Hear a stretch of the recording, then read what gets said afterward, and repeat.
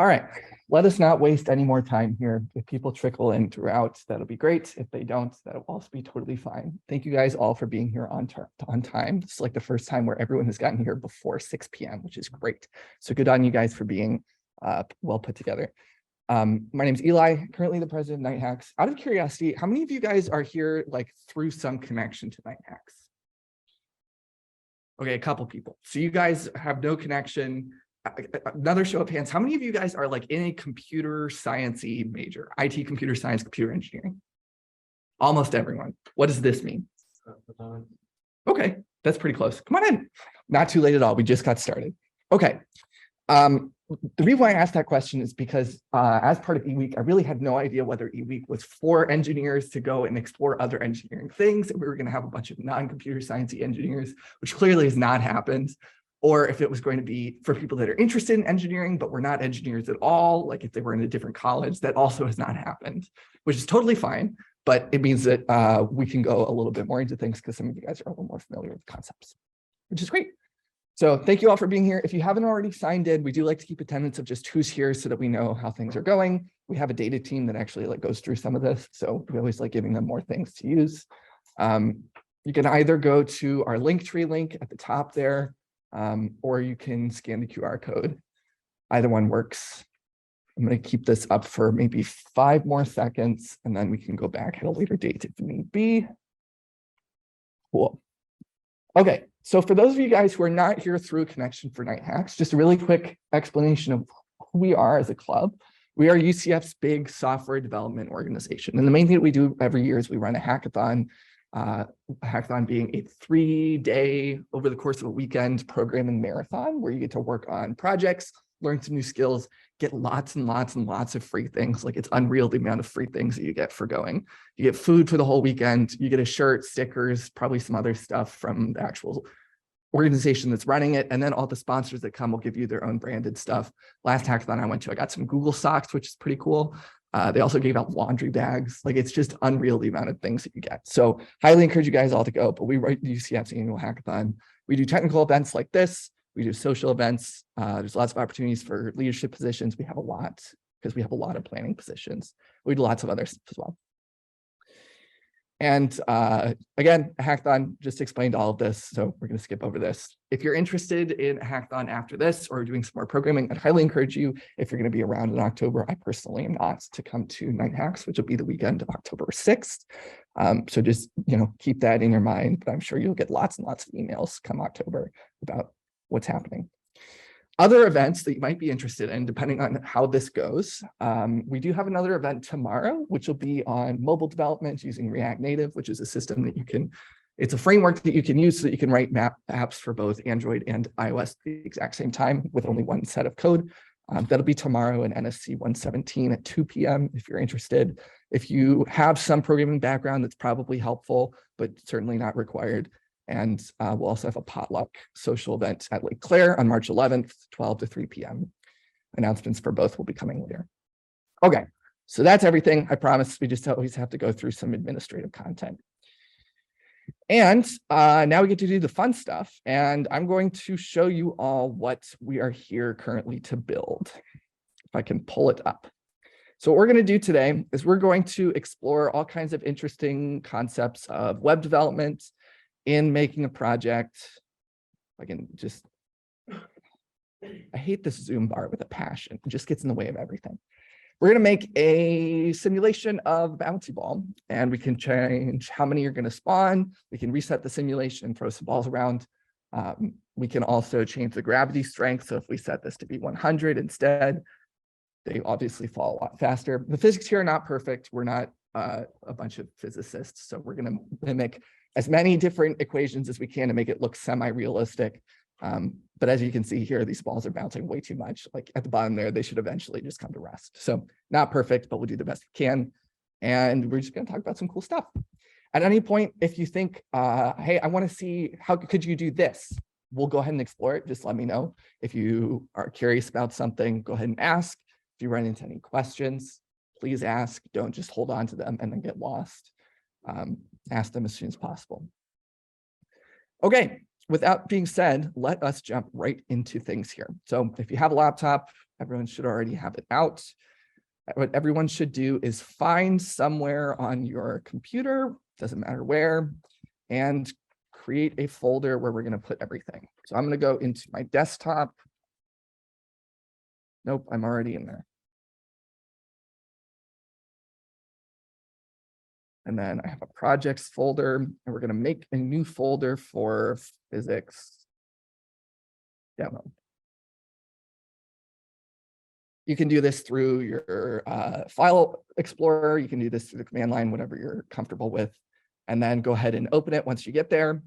And everything that we're going to do today, you can do with just a simple text editor. You can do it with Notepad if you're on Windows, or whatever the Mac equivalent is. If you want, if you have a special editor that you have, by all means, go for it.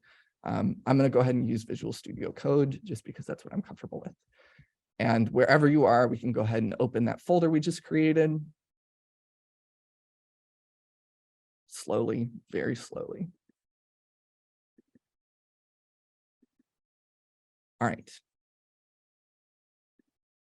This is too many windows.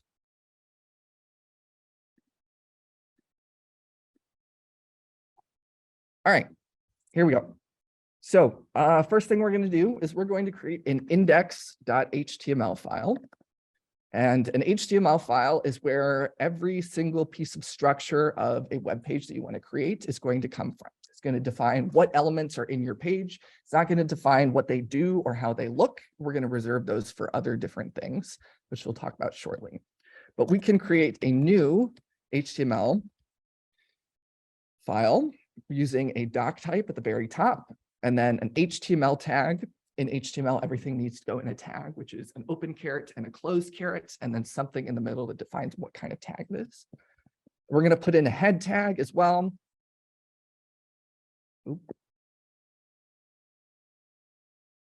And we're going to create a body tag. So our head tag is going to be all of our sort of metadata about the site, things that you don't see but define the structure of the site, maybe bring in some different files. And the body is going to be where all of our cool stuff is. Let's make sure that this works. We're going to create a paragraph element, which is a P. You can type anything in here. We'll go ahead and do our classic hello world. And you can go ahead and save that. And once you write all of this stuff in here, we need to go ahead and find that file in our file explorer, right click, open with Google Chrome. And once we do that, we should get our new page in our web browser, and it should have that paragraph on there. If you're not seeing that, we got to check the syntax here. Go ahead and leave your browser open, by the way. What we're going to do is we're going to write a bunch of stuff and then just refresh it every time we make changes. For instance, if I took a word out here and I want to save the file, it doesn't update on the browser, but we can just refresh and it'll change. Does anyone have any questions about what we did so far? All good? Okay, so this is our basic structure here. Let's go ahead and do some cool stuff. So what I think we should do is we should start with creating all of the elements that we're going to need for this to work. And then we'll go ahead and change things after that. So what I'm going to do is I'm going to go ahead and create a comment. In HTML, our comment syntax is really, really strange. It's an opening caret, an exclamation, and then 2 dashes. And then it closes again with 2 dashes and a closing caret. Anything inside here is not going to get picked up as an element.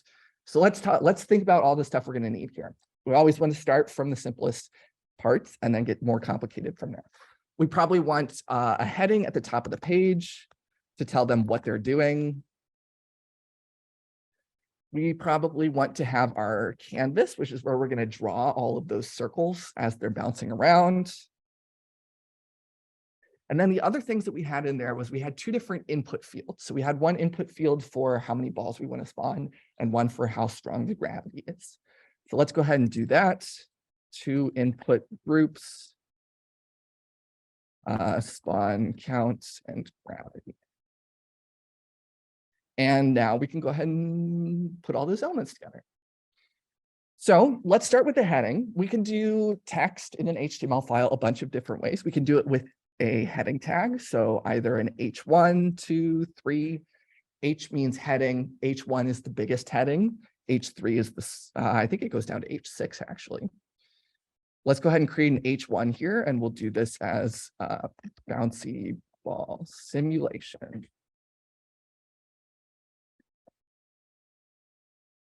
And if we go ahead and refresh the page, we should see that now. It's very large. Again, if we wanted to make this an H6 instead, then we can do that. And now it's a lot smaller. But make sure that when you have an opening tag, all the content is inside, and then it has a closing tag. So if you update this one in the front to be an H6, you need to make sure that the section updates to an H6 as well. Once we've gone ahead and done that, let's go ahead and create our canvas. This is an element that's literally called a canvas. And a canvas is how we can paint different shapes onto just a block. And we're going to go ahead and do all kinds of cool stuff on that. I wonder if this is actually going to show up if we save this. No, we can't actually see the canvas on here. But if we put an element in here and we're not sure if it's actually there or if it's rendering, we can do this really cool thing where if we right click on our web page and we hit inspect, it goes into our dev tools. And our dev tools are your debugging location for literally everything as a web developer. You can check out the structure of your page in the element section over here. And we might see, hey, there is a canvas element. It's just white. Like if we hover over it, it shows us where it is and how big it is. We just can't see it because we haven't styled it yet. We can go into our console if we want to log something with JavaScript to see what a value is. We can do that in there. And we can also see all the different styles that have been applied to each of our elements down here in the styles in the computed section. And that's how we're going to determine once we get to our CSS if the thing that we put on there is actually doing what we expect, or we can try and play around with it. Okay, I'm going to go ahead and close that for now since we know that the canvas actually works. Let's do another thing here. Let's create a group for one of our inputs. One thing that we can do if we have a bunch of elements that need to go together in just an invisible box is we can use a div. A div is literally an invisible box.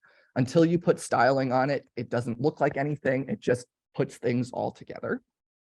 And let's create maybe a heading 3. And we'll call this spawn count. And this is how many balls we're going to spawn. Another cool element that we're going to need here is we're going to need an input element. An input is anywhere that you can put in text or you can do something that's going to elicit a response. We need to define what type the input is going to be, however. In this case, we want to say that this is going to be a text input. My editor is very fancy, and so it'll show me that I could have an email input, which means it's going to do validation for making sure it's an email. A number input means that only numbers can go in there. We can change what kind of input depending on what we want. In this case, we just want a text input. And this tag self-closes, which means we don't need a closing tag for this. There's nothing that should ever go into an input. No tag should ever go into your input. Instead, if we want to control what's in there, we can use the value property and we can set default value. And if we go ahead and refresh this, now we have a text box here and the value that's in here by default is what we put in. So if we want to control the text in an input, we go ahead and use the value property rather than putting text directly in the tag. But let's go ahead and take this out. We don't actually want to, never mind, I lied.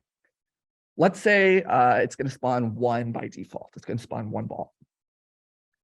And then we also probably need a button that's going to allow us to reset the simulation after we change that input. So let's do that. Let's go ahead and create a button.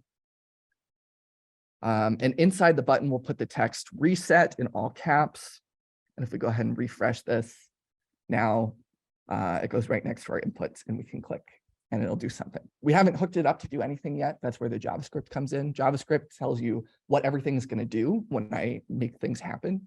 And CSS is how we make it look pretty. Okay, so we did this. And let's go ahead and create another one, another grouping here. And let's call this one gravity strength. And we'll set this to be 9.81 by default. Also, let's set this to be a number input, since the only thing that actually, we can set them both to be numbers, in fact, because the only thing that should be going in this is a number. So let's go ahead and update that. And then we'll have another reset button. And if we put these, oh no, what have I done? And if we go ahead and respawn this, it'll go ahead and set everything. All right. Do I need to slow down? Is anyone still working on this? This is all of our elements that we need. At this point, we just need to make it look really cool. All good here. Okay, on to the next thing. So now that we have our page structure, it still looks like garbage and it doesn't do anything. So let's address the make it not look like garbage part first, and then we'll make the do it happen thing next. So what we're going to do is we could do this a couple of different ways.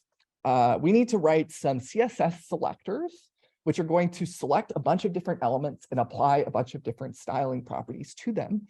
And those styling properties will make it do whatever we want. We could do this directly in line. Let's say I want to make this heading a different color. Well, we can give it a style property. And then in our quotations here, we can go ahead and say what styles we want. The style for creating text color is just color. And we can set this to be, I don't know, blue. And if we go ahead and save this and reload, well, now our text is blue. This totally works. But for any normal web page, you're going to have an absolute ton of stylings, and you want to be able to reuse things. If we did something like this, every time we create new elements, even if it uses most of the same stylings as a different element, we'd have to retype them every time or copy and paste. And if we decide halfway through that that shared set of things that we put on different tags is not actually what we want to change it, well, now we have to go and find it every single place and go ahead and update it. So we want to do this a lot smarter. So let's not do this. Let's go ahead and take this out. Another thing we could do here is we could create a style tag in our header. Our style tag lets us write CSS directly into your HTML file. We could do the exact same thing. Right now, we need to have a selector. So let's go ahead and select H1. Our selector is going to be either the element we want to style or a bunch of other things we'll talk about in a second, but it's just some way of accessing these specific elements. And then we can put our color to be blue and a semicolon. And this also works. If we refresh the page, nothing should change. This is also fine, but we're going to have way more stylings than we're ever going to have elements in the page. As a result, we probably want to put the styles in a different file so that we can see just those. And if we want to edit the HTML, we don't have to scroll way down in order to get to it. So let's go ahead and take this out again. And in that same folder, wherever that folder is, in my case, the physics demo, we're going to right click, create a new file, and let's call this styles.css. Oops. Styles.css. Should be at the same level as your index.html. We can go ahead and write an H1 color. Let's make it green this time so we can see the change. If we reload here, nothing's going to happen because we haven't imported this style sheet into our HTML. The HTML by default doesn't know where to look. We have to tell it where everything is. So we can create a style tag. And instead of making it an opening closing tag and then putting our styles on the inside, we can say the rel, oh, sorry, not a style tag. We want a link tag. The rel property is going to be style sheet, which just tells it what kind of thing it is. And an href is where it links to. So in this case, we want to link to styles.css. And we can go ahead and self-close this tag because again, there's no content that goes inside of a link. And now if we would go ahead and refresh the page, now it's all green. Does everyone have green text? Is your style sheet linked up correctly?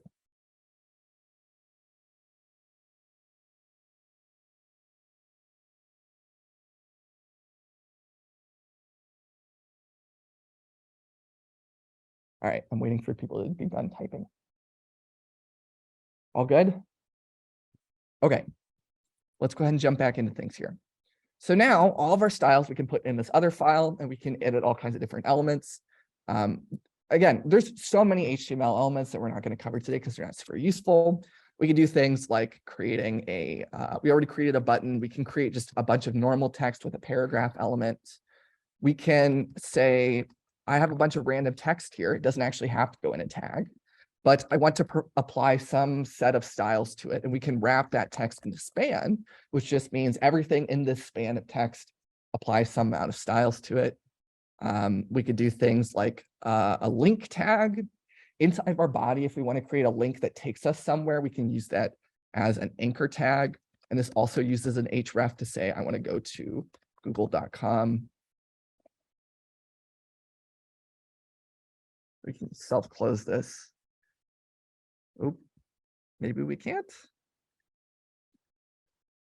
Oh, what did I do?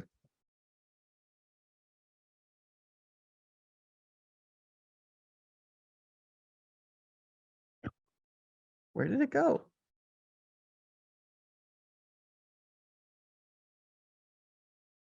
All right. Physics demo index. There we go. All right. So if we have our anchor tag down here, we can click it. It'll take us to a different folder. It's trying to take us somewhere very bad. So actually, I'm sorry, we need to do an HTTPS here just to show it where it needs to go. And now it's like it's the right place. So we have lots of different elements. If you're interested in what an element needs to be, there's lots and lots of documentation for creating all kinds of different things. It usually just depends on what the functionality you want it to be. Groupings usually are in a div or a span, and then we have our text elements on the inside. Okay, so we did that. Let's make this look pretty. So first thing that I want to do really quick is I'm going to create a color palette. So let's go to a site that I just found recently called Coolors. Coolors. I put the two O's in the wrong place here. And this site is pretty cool. We can create a bunch of colors that look really good together. I personally am very bad at figuring out what colors look good together. And so what I'm going to do is I'm going to click this Explore Trending Palettes section. And in this section, some people that are way better at this than I am have come up with a bunch of colors that look really good together. We can pick any of these. Yeah, honestly, we could pick any of these, whatever your heart desires. I'm going to go ahead and pick. I kind of like this one. This looks like a popsicle to me. We're going to stick with popsicle colors. So what we're going to do in our style sheet is we want to be able to reuse these colors a lot. So normally what we would have to do is if we have a bunch of different pieces of text that we're selecting, we'd have to individually set each of them to be the color that they want to be. And again, this comes to the point of if we want to change that color in the future and lots of things are using the same color, well, we have to change it every single location. So we can create variables instead, which are pretty cool. We're going to select the root. By doing this, we are selecting every single thing inside of our page. This colon here is something called I think it's called a pseudo selector, or maybe colon plus something is called a pseudo selector, but it lets us do things that we normally couldn't do. So we could select things a couple different ways. We can use the type of tag that we're selecting. So in this case, we could select all the P tags and then apply stylings, which is what we've done down here. If we have a class or an ID, a class we put on lots of different things, and then everything that has that class, we apply stylings to it. Or an ID, we put an ID on exactly one thing, and then we only style that thing. In this case, this pseudo selector just means select everything in the root and give it all of these styles. So we're going to create variables in here, which means that they're going to be usable everywhere else in our page. So let's create color 1. And for our variable, we need to start it with 2 hyphens, and then the name of our variable, which is color -1. And then let's go ahead and take one of these colors. I'm going to take the dark color here, and we're going to put it as the value here. So this is a bunch of key value pairs anytime we want to style something. And we can do this 2 more times. Let's create 3 different colors here.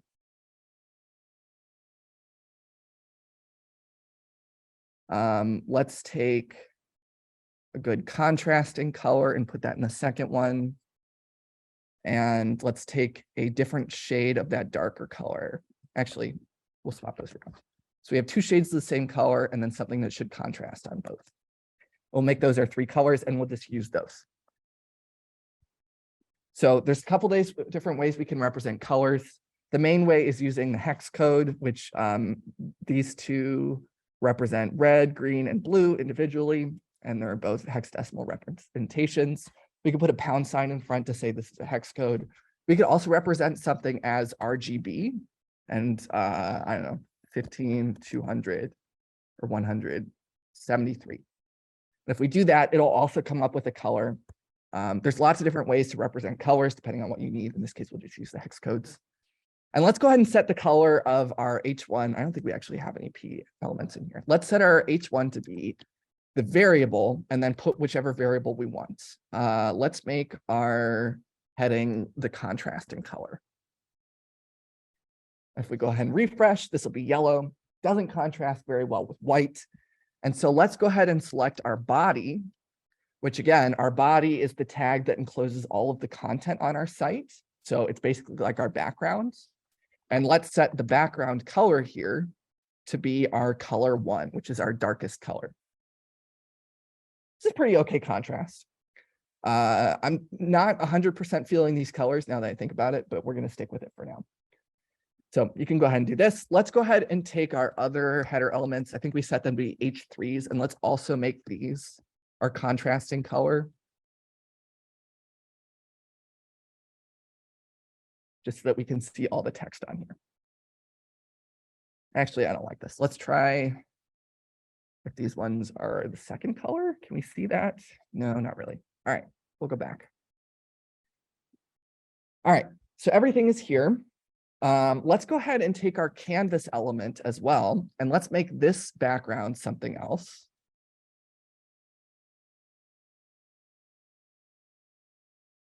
Let's try our color 2 here. Okay, we can kind of see that, so that's all right. We just want to see the background of our canvas so that we know where the canvas is.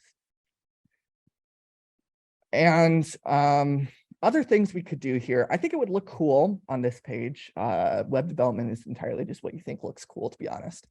I think this would look cool if we put the heading text centered, so horizontally centered.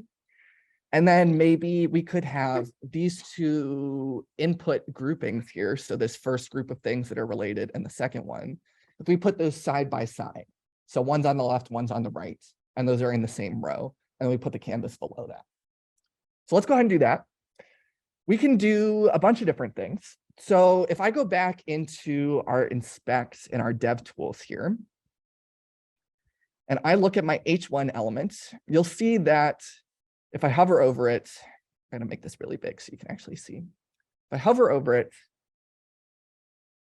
this H1 currently takes up the entire span of the page, which is okay. The text doesn't reach all that way, but we can go ahead and center the text by using a property called text align and setting that to be the center. And so now it's going to center it in that whole box, however long the box of text is. Going to center it in that box. We can change the width of this to be only, I don't know, maybe 200 pixels instead. And if we do that, now it doesn't go the entire distance, it only goes a short distance, but it'll still center it in that box, however long the box is. We want the box to just go ahead and take up the whole span, so we can go ahead and use that. So that's centered, that's pretty cool. Let's go ahead and set these two things to be in line here. A lot of the properties that you see we're going to put together are probably just going to look like magic, to be honest. After you do this enough times, they stop looking like magic and you just know what you need to do in order to get the thing in the right place. If you're ever confused about how to do something, literally just Google it. Stack Overflow helps you with everything. Stack Overflow can tell you exactly how to do it. So let's do this. So let's set our display on these other two groupings here. So what we did is we put all of our elements, our label, and then the input and the button. We put it all in a div tag, which again is just an invisible box so that they're all in the same place. And let's go ahead and style that box in particular. So you might say, well, let's go ahead and just grab all the div elements. And in this case, it would work because the only div elements are in fact our boxes. But what if we had some more divs down here that did other things, like this div held a bunch of other texts, just like multiple lines here. Well, now, if I just go ahead and use my CSS selector that just says div, it's going to grab all of the divs, including the one that we don't want. And so in order to select only specific elements, we need to go back to the idea of put a class on everything that we want to style one way, and then style the class instead. What we're doing right now is we're styling all of the elements. Instead, we only want to style the elements with a specific class. And we can do that by using a class property on our div elements. And we can name this whatever we want. We can put as many classes on as we want. We could put class 1, class 2, class 3. And then if we styled class 1, it would apply to this div. Style class 3 differently, it would also apply to this div. Let's call this input group, since it's descriptive for what this is. This one will also be input group. And we can go ahead and go back into our CSS. And if we want to style the input group class, we use a period, which signifies a class, and then the name of our class, which we said was input group, and signed out. What? All right. So we can grab the input group class.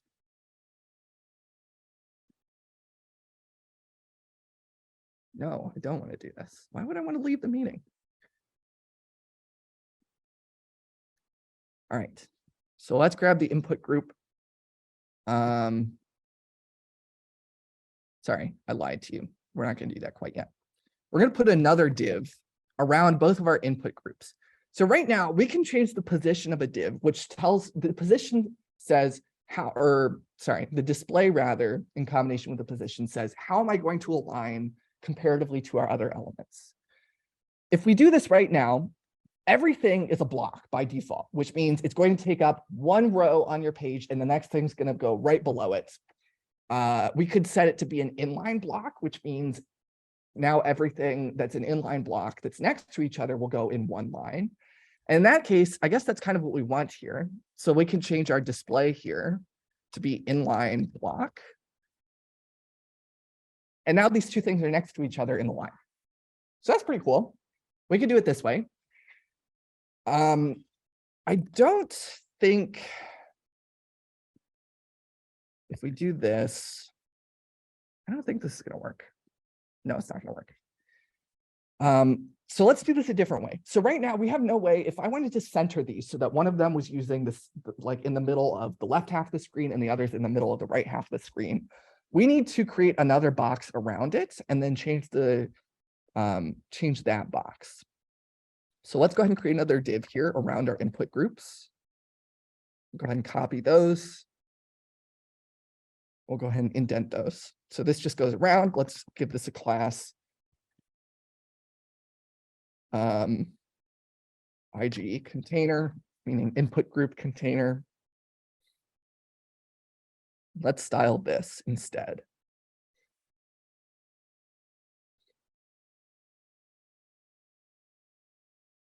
And let's set this to be a flex. And our flex allows us to just automatically align things next to each other in a specific way. So everything that's inside of a container with a flex display is going to be aligned either at the beginning, in the center, at the end, or in some special way. In this case, we want to justify the content to be in the center, which means put all of our things next to each other in the middle. And now our things are going to be, again, next to each other in the middle. So this looks pretty cool. I think that there's not enough space in the middle here, so let's put some space between them. Let us go back and grab our input groups again. So this is the container that goes around these three elements. And let's set our margin. We'll just set the whole margin. So margins, there's a couple of different ways that we can add spacing into HTML. So if we look on here, if we inspect again, you can right click on a specific element and inspect it, and it'll open that element up specifically in our little browser here. So if I look at our, if I go ahead and open our input group container and then click on one of our input groups, we'll see down here, if we go into the style section, or rather let's go into the computed section, we see this little thing here, which has three different layers. It has margin, which means how much space do I want to put outside of this element to space it from the element in front or above or below. We have the border, which just means like put a ring around it. And we have the padding, which just means how much space should be directly inside before the content that goes in that element. So if I wanted to set padding on these, let's set padding to be 10 pixels on all sides and then refresh. Well, now if I go over here, if I select the whole element, we see that the content on the inside in the blue still takes up the whole space of the content, but there's a green ring now, which is 10 pixels on each side, and it's just the space around the outside of the element where everything inside is forced in 10 pixels. So we can do this. This works pretty well. We could also do this by setting the margin. If we set the margin, it does the exact same thing. But now, if we hover over the element is again in the blue, and there's no space inside of that div. There's space outside. And so there's space between both of the input groups, 10 pixels on either side. Either one works totally fine. Let's make this a little bit bigger here. Let's make this 20 pixels instead. And let's also set, so what's bothering me right now is that I would like these to be centered above the bar and the box, just so that it looks sort of like a trapezoid. So right now, these are all at the exact same level. If I click this one, this is a block element, so it takes up the whole line. But our input by default does not have a display. Oh, it does have a display, but it's an inline block. And again, an inline block means we can put multiple things in the same line. So that's fine. We want to keep that. But we want to center things inside the box. Let's try a couple different things here. Let's set the display of the input group to be flex as well and see if that centers things automatically. No, it did not, spoiler alert. And the reason why is because this basically overrides the display of everything inside. And so now everything is again going to be inline, and it's going to put things next to each other, and it's going to try and align everything in one particular direction. But we want a line break after our label, and then the other two things to be inline. So let's do this. Let's go ahead and create another container. We'll put the container just around the input and the button. And then we'll go ahead and copy those in here. Can change the indentation.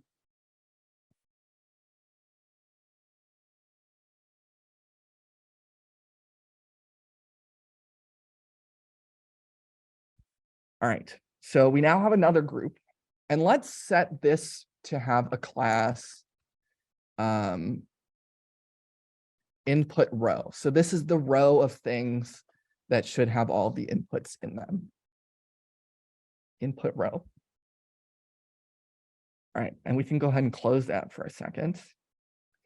And let's go in here and let's add our input row selector. And let's set this to be display block.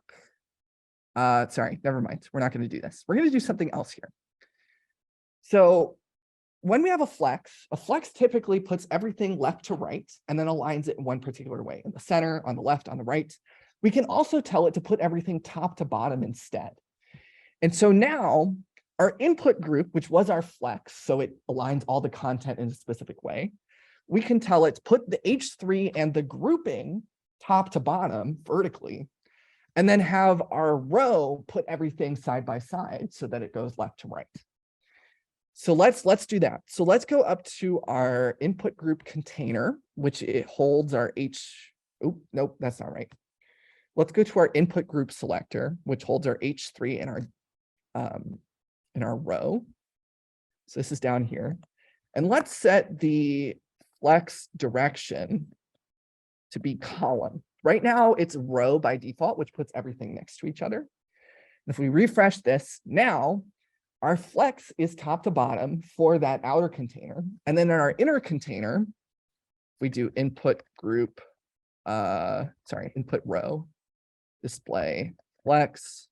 This one is going to have row by default.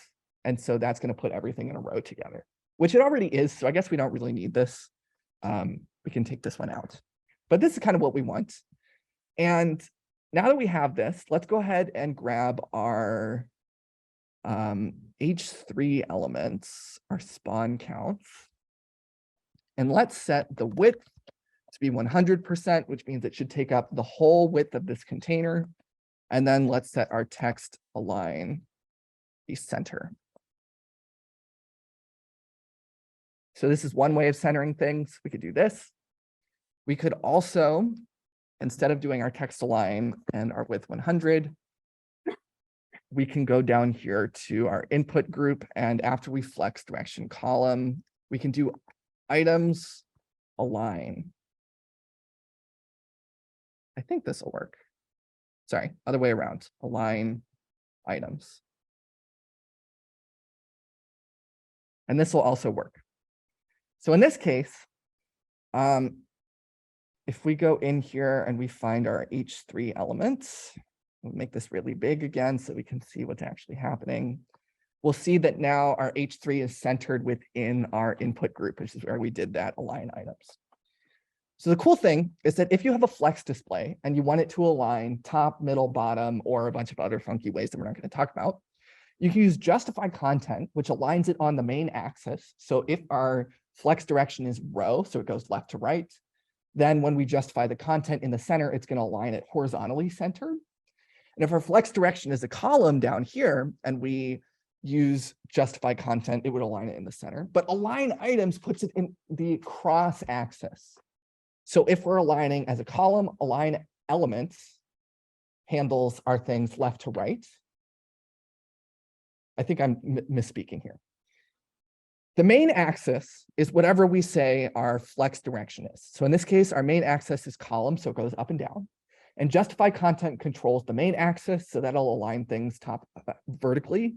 And then our align items aligns things on the cross axis, which in this case, since it's a column, is left to right. So if we want to put it centered in a column, we have to use align axis. If we wanted to use our justify content down here, then that would be on our vertical axis, but we don't care about that for now. This looks pretty good to me. Everything looks okay here. I'm not a huge fan of these inputs and the reset buttons. Those still look pretty ugly. Let's control the canvas really quick. Let's set the margin to be 0 pixels and auto. Does this work? No. All right, we're just gonna have to do another flex. Let's make this really big first. Let's set the width and the height to be, I don't know, 1200 pixels. Is that too big? Oh, that's way too big. Let's do 800 pixels. Does that work? It's still too big. 600. Okay, that's fine. And let's set our height to be 400 pixels. Go away. All right, so now we have our big canvas. That is also not centered, which kind of bugs me. So we could either just make this 100%, which means take up the full width of your parent, which in this case is the body. And so it'll just constantly take up the whole width of the screen, make the screen bigger, it shrinks and grows, goes smaller. But I think it's cooler if we have it as like a small little thing on a page so that you can see that it actually blocks on the canvas walls. So I'm going to set this back to be 800 pixels.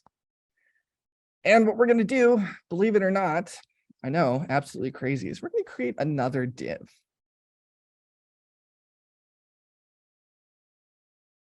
And let's set our class to be canvas container. And our canvas container is going to be a display flex, and this is in the row main axis, so we need to use justify content to make it center horizontally. And there we go. So now if we make it bigger, it's always going to be centered no matter how big the window is. In this case, our window is pretty small. We set it to be 600. That's why it's so big. All right, canvas looks good to me. We can go ahead and draw some stuff on there later. Let's quickly mess around with the inputs and the buttons just to make them look a little prettier. Let's take our input tags. Let's set the width to be, I don't know, 100 pixels to make them smaller because they don't really need to be that big. Height, let's make it, I don't know, 40 pixels. Does that work? Come on in. That's too big. 30 pixels? Does that look okay? That looks okay to me.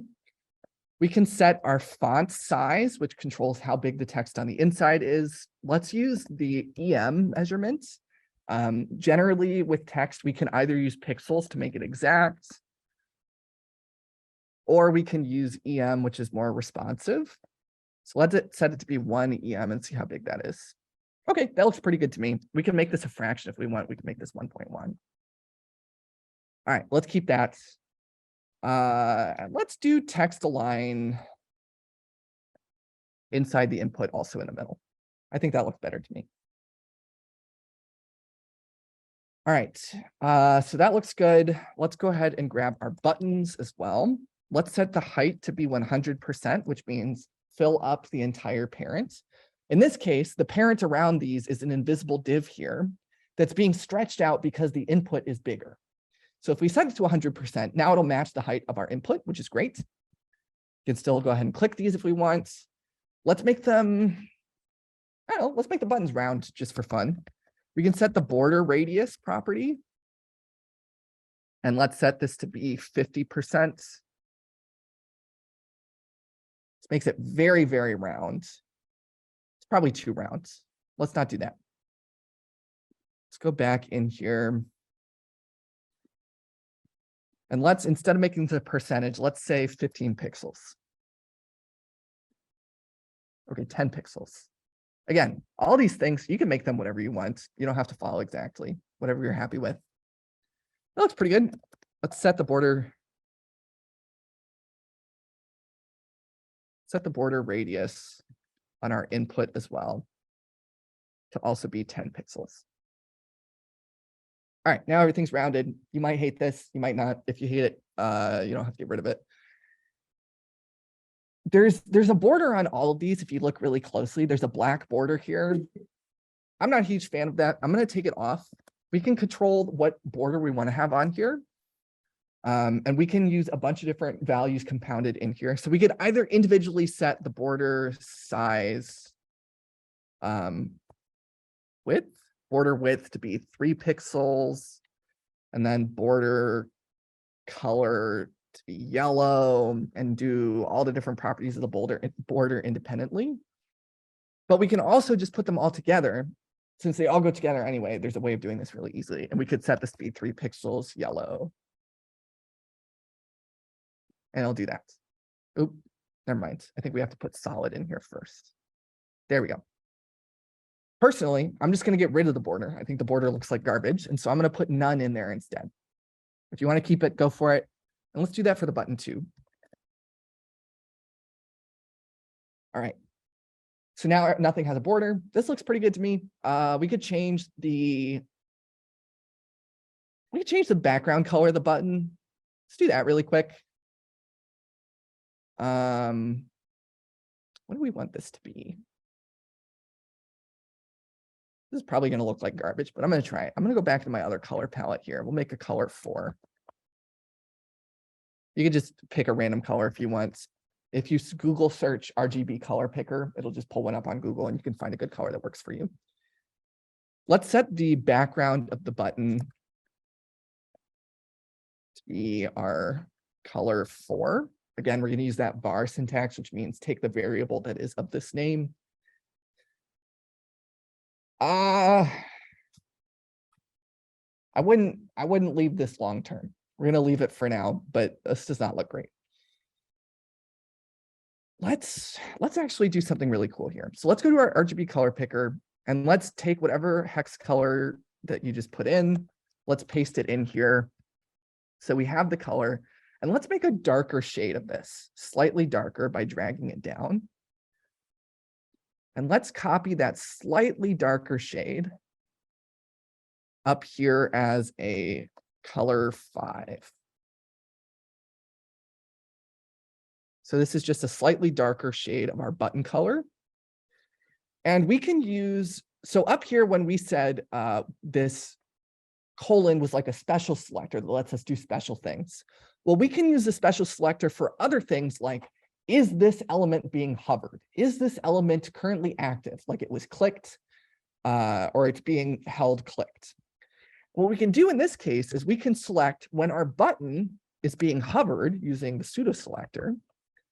Let's set our background color to be instead color 5. So our slightly duller color, oh my goodness, our slightly darker orange. So now if we refresh and then we hover over, our button gets a little bit darker when we hover it, which is pretty cool. Let's say that we want this to be a gradual effect rather than being instantaneous. We can use a transition. A transition says when this changes for some reason, whether it be a selector has changed it to a different property, or maybe that element has a new class that was just added to it that has other stylings, transition the change in this style in a certain way. So in this case, we can transition how the color changes over time by, in our base selector for this thing, we're going to add a transition style. And we can say first what property we want to transition. In this case, we want to transition the background color since that's what's changing. If we had a bunch of different things, we could transition them all at once using the all instead.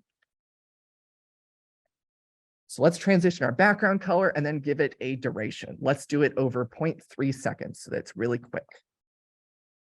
Now, if we refresh, it fades in, fades out. Very cool. You can do some really cool stuff with CSS. You can make it look really cool. You can control how things change over time. You can make animations. I'm not going to do animations. There's nothing really to animate here. I want to get into the JavaScript, which I think is the most fun part personally, since I've been boring you so far. Cool. This is pretty much everything that we're going to put in here. Yeah. Let's move into some JavaScript here. I know you got here pretty late recently. So at this point, if you go on to nighthacks.org/linktree here, and this goes for everyone, you go ahead and type this in. There is a section up here called Full Code Learning Web Technologies Building a Physics Demo. If you go in here, this has all 3 files that we're going to create here, the index and the styles. So you can literally just copy all the code in there. If you didn't get something, you can copy it in. It's not exactly the same as what we built because we just played with some cool stuff, but it's functionally the same thing.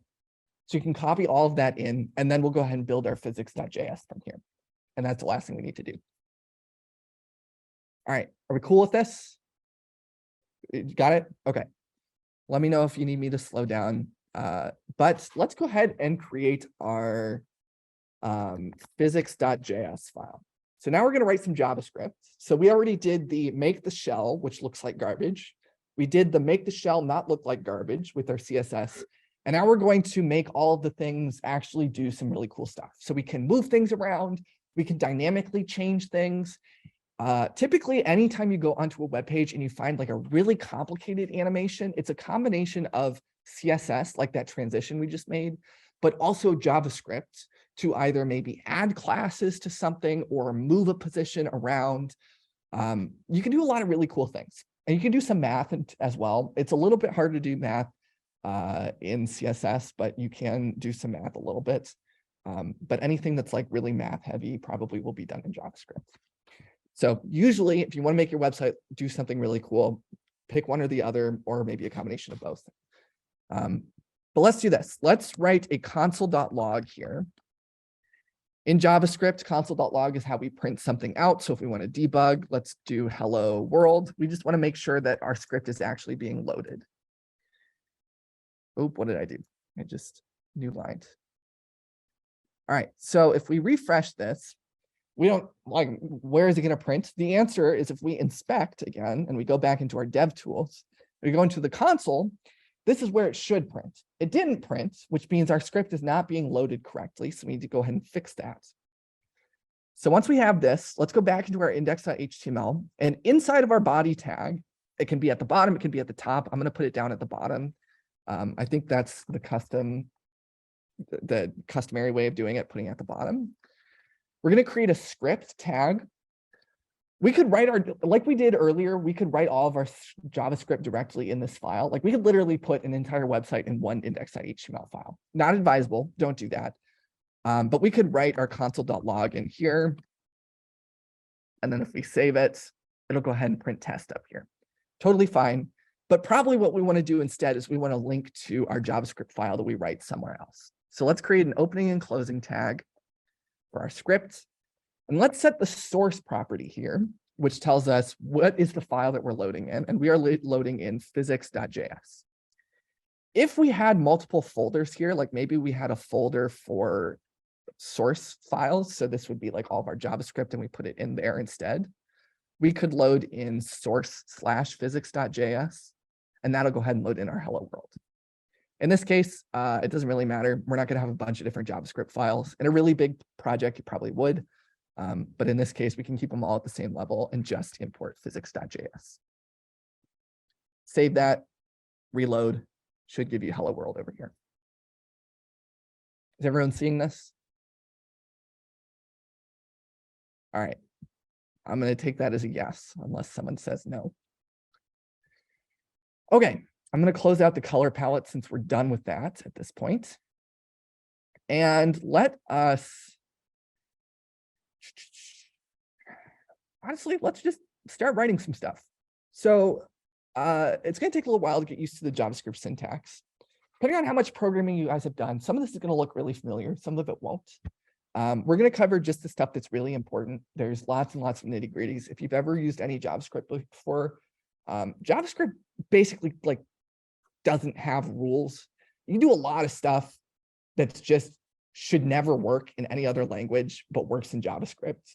Sometimes for better and sometimes for worse. It allows you to write things a lot more loosely, but it also lets you do a lot of really stupid things that should not be possible in any other language. So aware of the pitfalls. We'll find some pitfalls probably as we go through. But let's start with the basics here. So we're going to create a comment. This is like a comment in most other languages. We could also do an inline comment with just 2 dashes, but we're going to create a multi-line comment.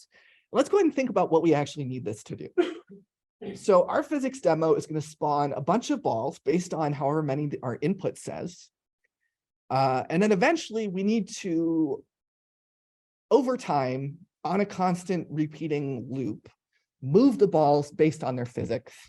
And once they hit a wall or hit the ground, they need to bounce around a little bit. But let's start from the top. So we need somewhere to store all the balls. We need a function to spawn the balls. We need a reset function. Let's put a reset function up at the top, actually.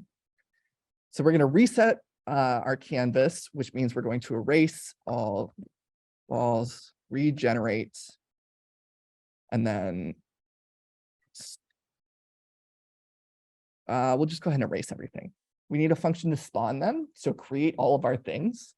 And then we need a function to draw current position of each ball.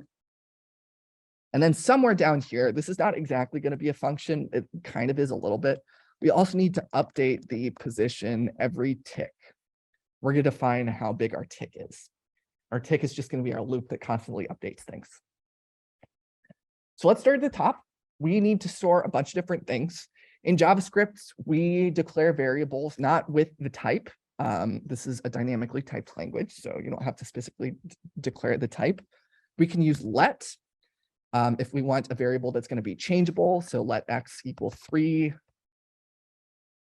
x is equal to 5. This will totally work. This will not throw an error. We can use a const modifier, which means this cannot change. And if you try and change it, then JavaScript will throw a hissy fit. So this would be invalid code.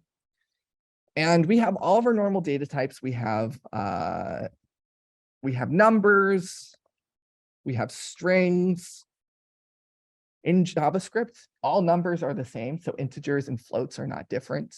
If you want to make it an integer, you'll need to use a floor or a ceiling function.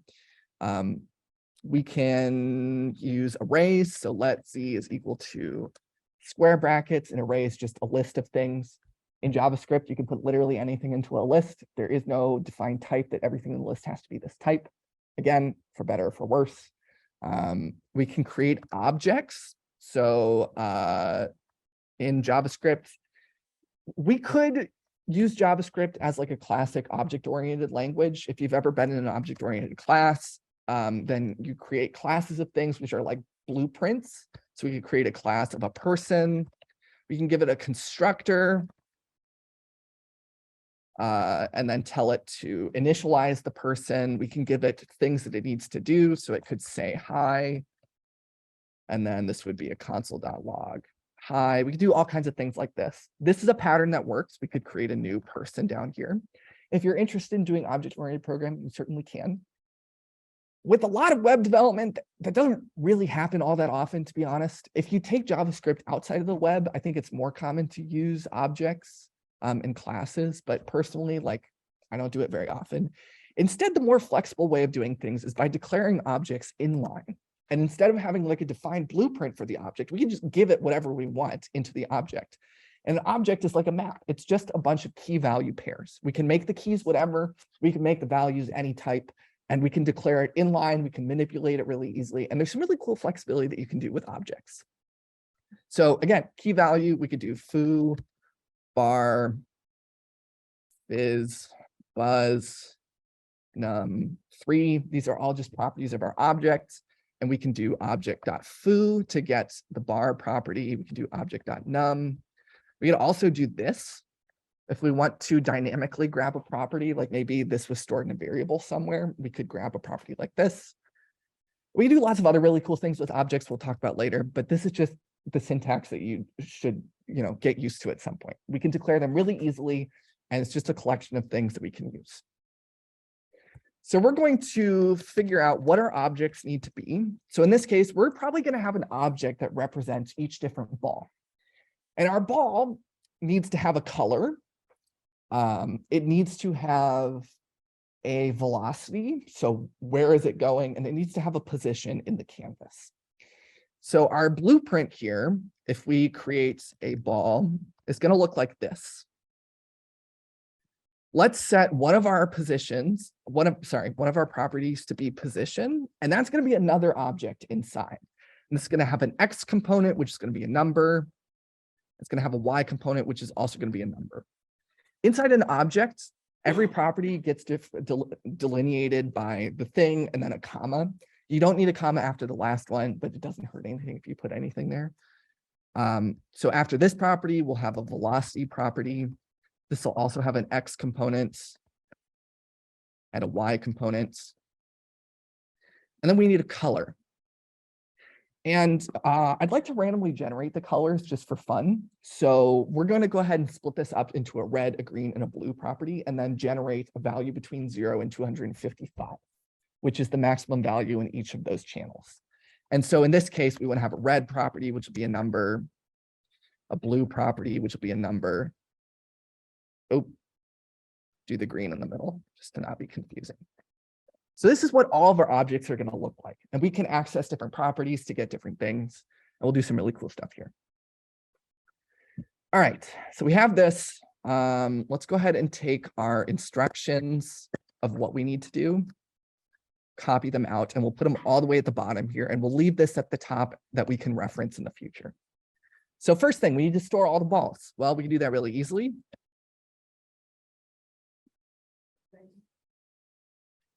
I can try. Is that doing anything on the projector?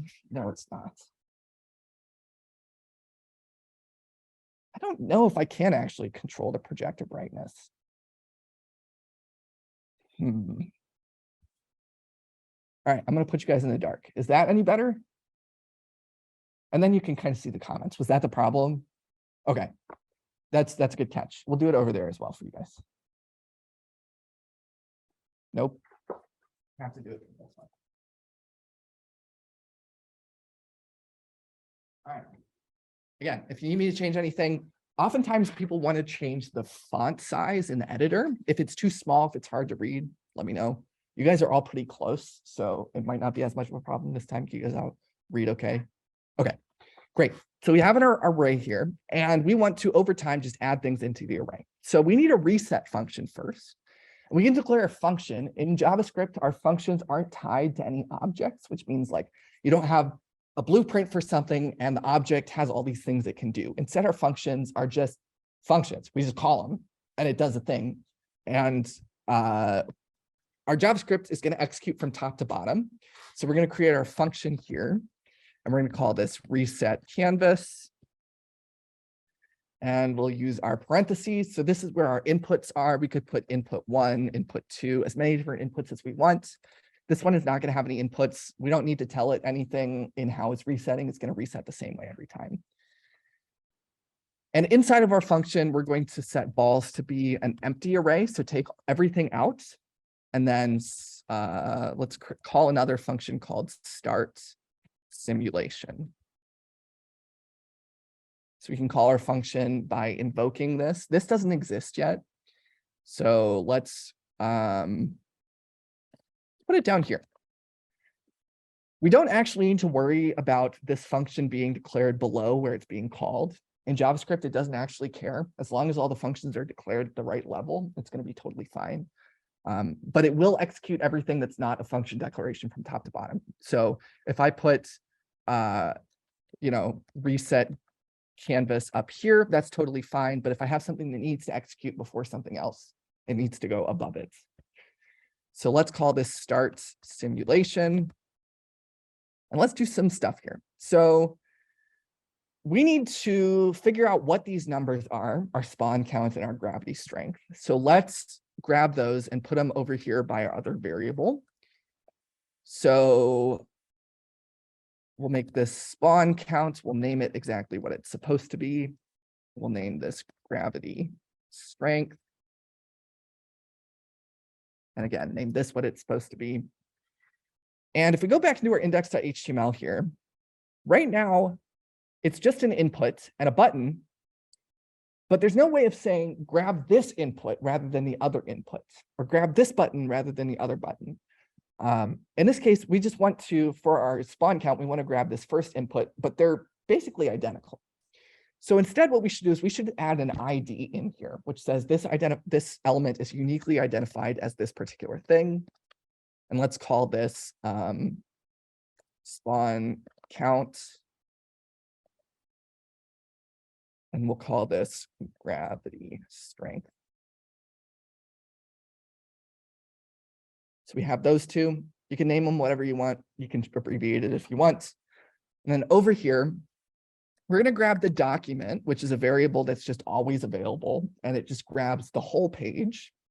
And we can call a query selector, which means use some sort of CSS selector that we've been using and grab the element that matches that selector. If there's multiple, it'll grab the first one. If we have multiple things that all match the same selector, we can query selector all, and it'll return an array with all the elements that match. But in this case, it's only one, so we only need a query selector. And our selector is going to grab the element with an ID, which we use a # of spawn count. We can copy that down here to our gravity strength.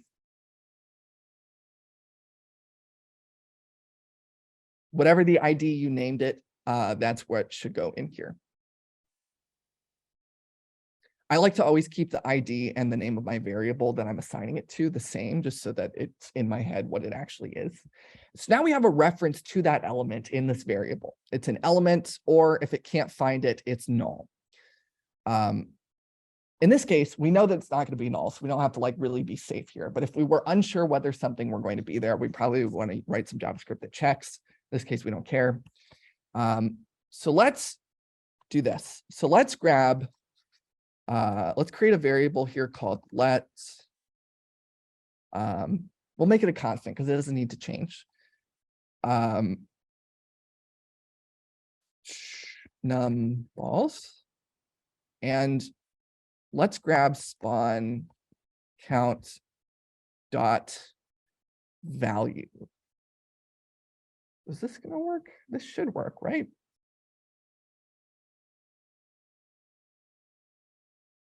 We're going to try this. I think this is going to work. My ID is telling me no, but I really think it is going to work. And when this comes back, it's going to come back as a string. So we need to explicitly cast this to be a number. And let's go ahead and log this. Just to see if this works. And let's also call our reset canvas function down here, just so that it runs once. Essentially what happens is when we have our script tag and it's building up the page, it's going to inject the script into the page, and it's going to run the script once and do all the things that the script needs. If you want something to happen later on, you need to create an event listener, which is going to continue running after the script finishes. And it's going to listen for something to happen and then do something. And we'll do that very shortly. But if I go into my console here, it's going to print hello world.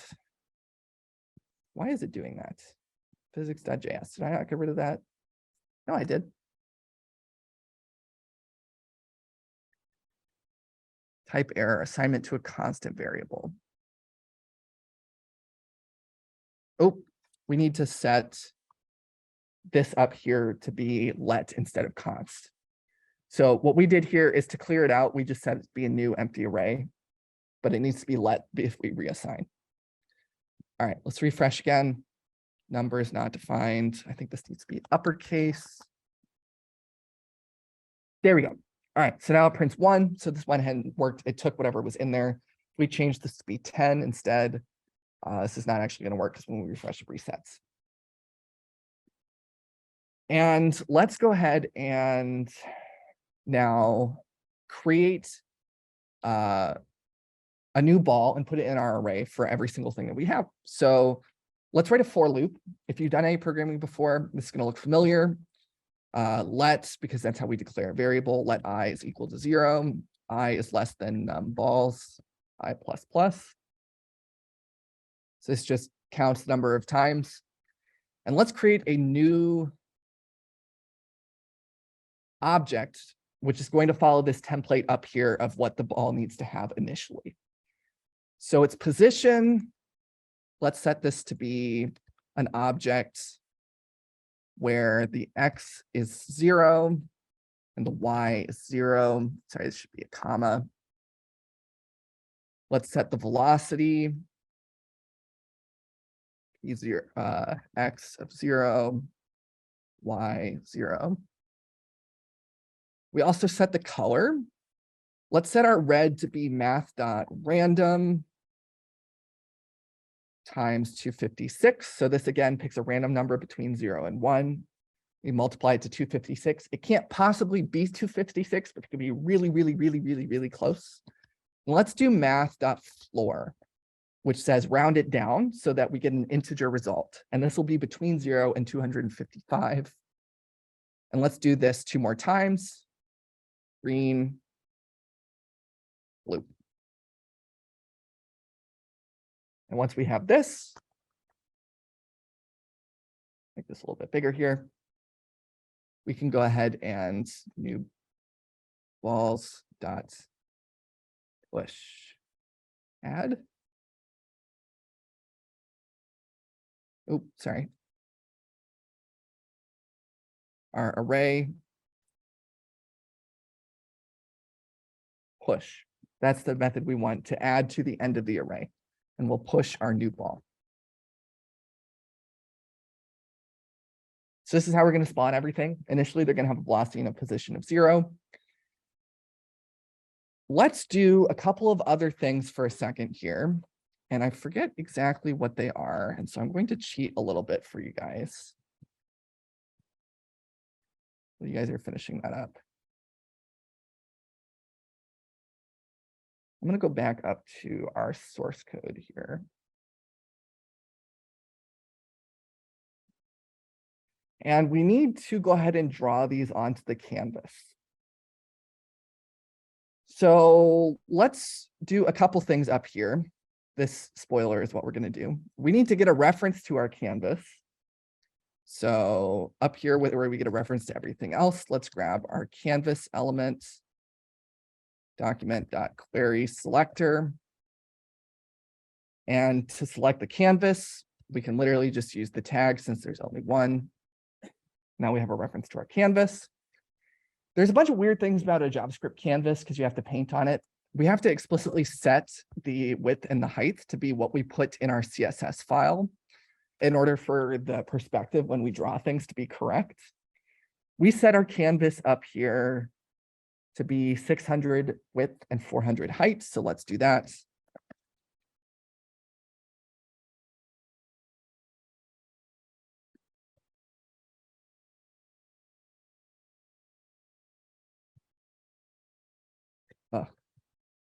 All right, and that looks good.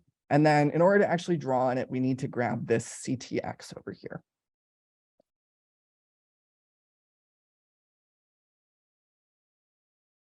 And get context 2D means we're drawing everything in 2 dimensions, so it doesn't need to worry about drawing things in 3 dimensions. You could if you want to. There's some really cool 3-dimensional JavaScript libraries you can use, but that is way more complicated than what we're interested in right now.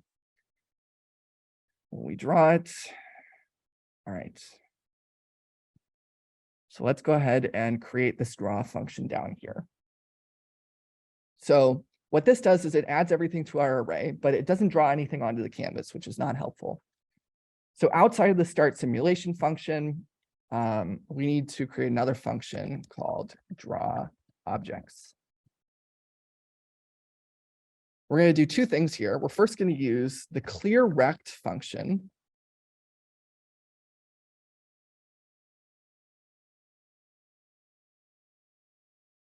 which means literally like clear everything on the canvas in all of these directions. So it starts at 0, 0, which is the top left, and it goes the full width and full base, and then clears everything inside.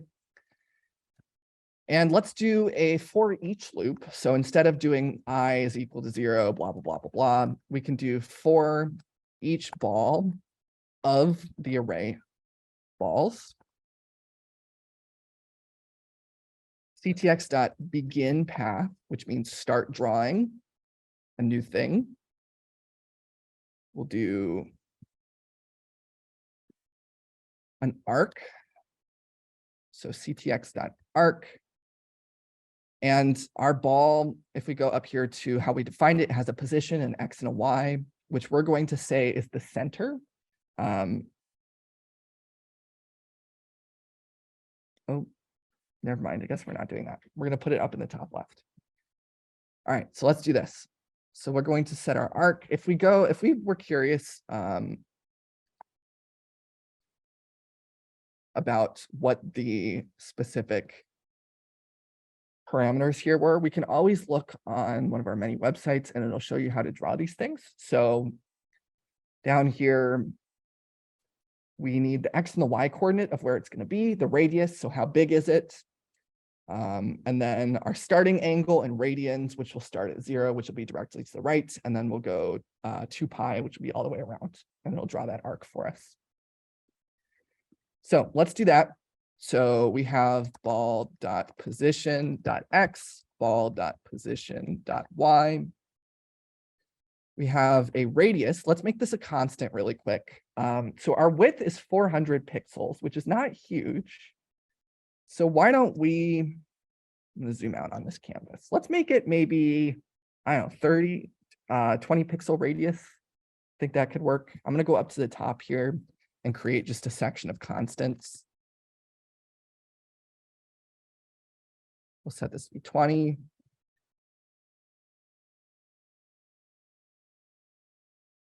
If we need that later on, we can use it. And the radius is going to be that constant. And our starting angle is going to be 0 radians. Our end is going to be math.pi times 2. And then we can set the color as well. So we can set the fill style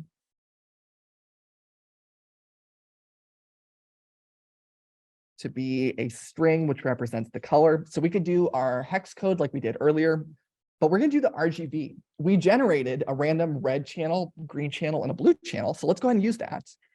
I'm going to get rid of these quotes here, and I'm going to use the little tick mark in the very top left of your keyboard. So not a quote, not a single quote, but the little tick mark up in the top left with the squiggly tilde, but not the squiggly tilde. And this is string interpolation, which means we can write a bunch of stuff in our string and then actually insert JavaScript directly in there. So we could use a variable name or a calculation, bless you. And so let's do this. So let's do RGB. And then for each section, let's go ahead and put in a JavaScript value. And this will be ball.color.red. In the middle, we'll go ahead and put in ball.color.green. And then on the end, ball.color.blue. And then we'll go ahead and close that RGB there. And then we can do ctx.fill. And let's go ahead and fill in our arc that we just drew. So once you do that, at the very bottom of our start simulation, so outside this for loop, after we've generated everything, let's call draw objects here just to test if this works. And there we go. You should see one ball drawn at the very start, with the position being the very center of the arc that we just drew. So it'll be in the middle. And this is where you should be. I wish that I could show all of this at once, but I think I can't do this without zooming out. I don't know if this is better or worse.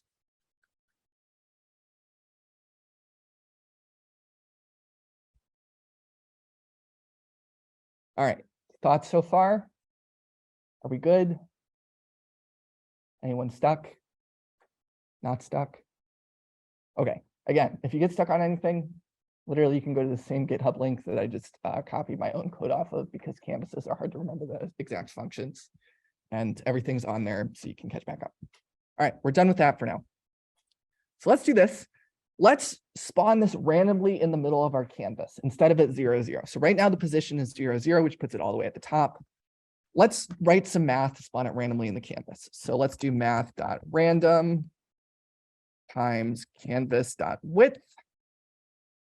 And this needs to be a pixel. So let's do math.floor.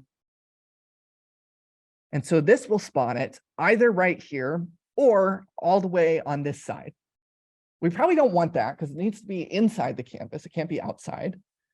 So let's do some extra math here. Let's do canvas.width minus diameter. So it'll take off the full diameter of the ball, which will mean that it can go from 0 to maybe like here instead. And that will be multiplied by our math.random and then floored. And once we floor it, then we can do plus the radius. So this really complicated thing just means that the minimum, if this floor goes to 0, the minimum is that the x position will be the radius, which means the whole ball will be on the screen. And at maximum, it could be over here minus the diameter, which would put it somewhere over here, and there would be the space of a radius on the right. And then we add it, so at maximum, it'll still be in the screen. We can do the exact same thing for our y position, except we'll go ahead and use canvas.height instead. And instead of doing canvas.height, I'm going to do times, I don't know, 5/6. We don't want it to be like right on the bottom, but like it could be close. Let's go ahead and refresh the page now. And every time we refresh, it'll be somewhere new, completely random, which is great. Still doesn't do anything. Next thing, let's go ahead and add the functionality to our reset button so that we don't constantly have to refresh the page and we can actually change these inputs. So I said earlier that with JavaScript, it runs top to bottom, which is true, but you can listen for events. This is the most common pattern with web. You listen for things to happen on your page and then react to them and do something interesting. In this case, we want to react to our reset buttons being pressed. And when that happens, call our reset canvas function. So we can do that. Let's go ahead and do this all the way at the bottom here. Let's do a document.query selector all, and let's get all of our buttons. In this case, they're both reset buttons, so it doesn't matter. We don't need a special selector. We'll go ahead and put this in a variable.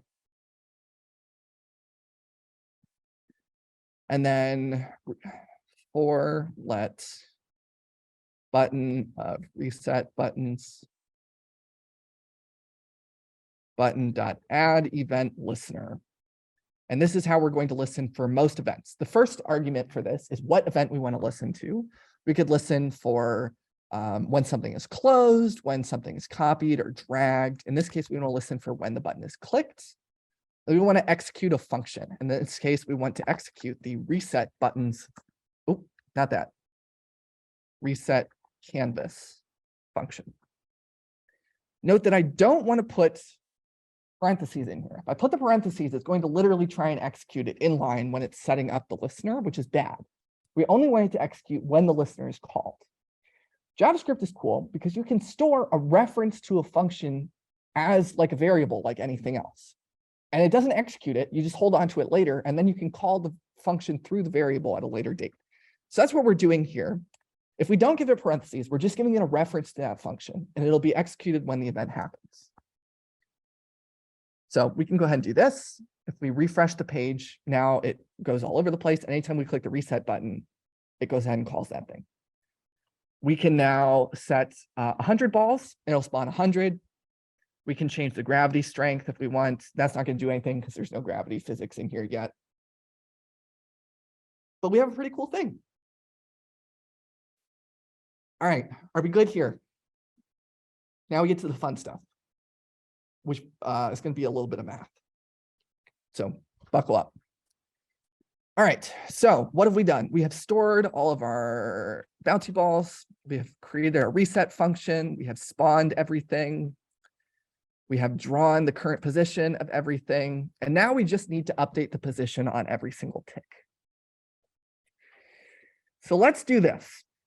Let us create, I'm going to space some of these things out here. I like to group my variables based on like what they are. So this is all the things that I've selected. These are all my other things, stuff like that. So I'm going to put it over here. We're going to make this a let because we're going to update it. And we're going to set this game interval. And with JavaScript, there's two really cool functions we can call. We can call set timeout, which means run something after a certain amount of time, or set interval, which means run it a bunch of times with an interval in between. And until you cancel it or you replace it, it's not going to stop. So in this case, we want an interval that's going to update the physics every single time. So we're going to store this interval in a variable eventually. Right now, there's nothing in there. And that way, when we want to reset our thing, we can clear that interval, we can cancel it, and then start a new one. So we have this up here. Let's go into our start simulation down here at the bottom. And let's get rid of this draw objects. We already drew everything. And let's replace this with game interval. It's equal to set interval. And this takes two different parameters. The first one is a function that's going to be executed. So again, we could put a name of a function in here. And the second is how much time in between each we want to execute. Let's create another constant called tick rate. And this is in milliseconds. We can pretty safely do it every 10 milliseconds. That's not going to like lag anything unless we have a ton. So 10 should work, no problem. And we're going to do something a little bit crazy in here. And instead of declaring a function somewhere else and referencing it, we're going to declare the function inline with this syntax, which is wild. This syntax creates an anonymous function, which means it doesn't have a name. And probably if you're doing this, you're only going to use it in one place, or you're only declaring it once. And so this is the most common syntax for if you have an event, because the stuff that you want to execute when that event happens, you don't want to execute it when a different event happens. You only care about this event, like it produces some set of code. And so we can create an anonymous function in here, and all the code in here is going to run like we put any other function, but we don't have to write the whole function keyword and name it and then pass in parameters like that. Just a little bit of syntax, nothing super crazy. So in here, we can call our draw objects, and this will be all the way at the bottom. And we want to go ahead and update the physics every time we do something here. So where do we even start here? Let's start with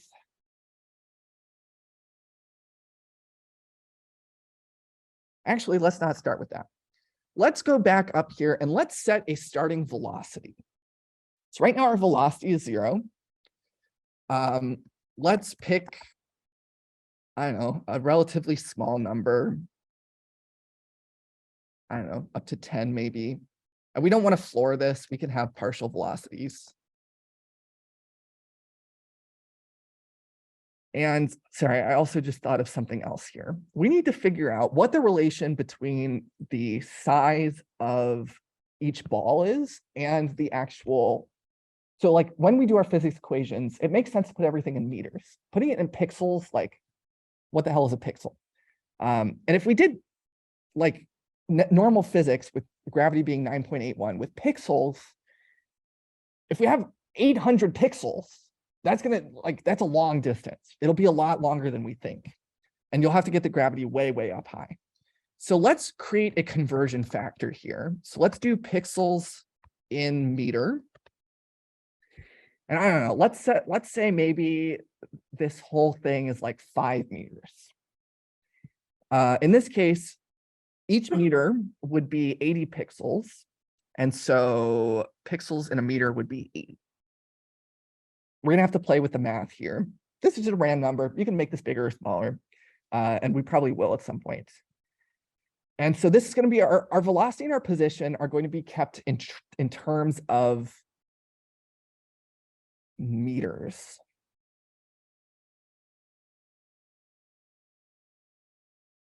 Never mind, sorry. We're gonna keep our position in terms of pixels since that's easier. And just the velocity and the acceleration calculations we'll do in meters. And that way we know in meters per second how fast something's going.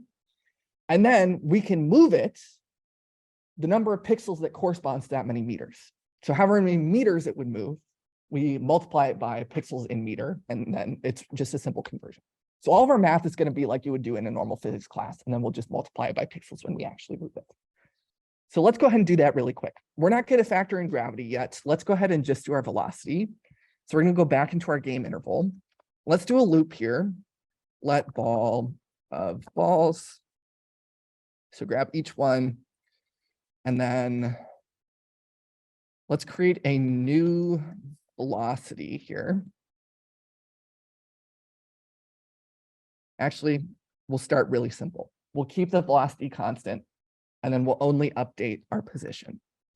So let's create a new position here, which is going to be an object that we're going to replace our previous position with this object. So this needs to have an X, it needs to have a Y. And so our physics equations that we're going to use here, if we go back to our kinematic equations, one thing that we can use in the case of changing position, it's going to look really familiar really quick, is down here, we can change our position using the old velocity and the new velocity divided by 2 times the amount of time that has gone past. In this case, the amount of time that has gone past, we can set this to be a constant. T is equal to 1000 divided by tick rate. So our tick rate is in milliseconds. Sorry, other way around.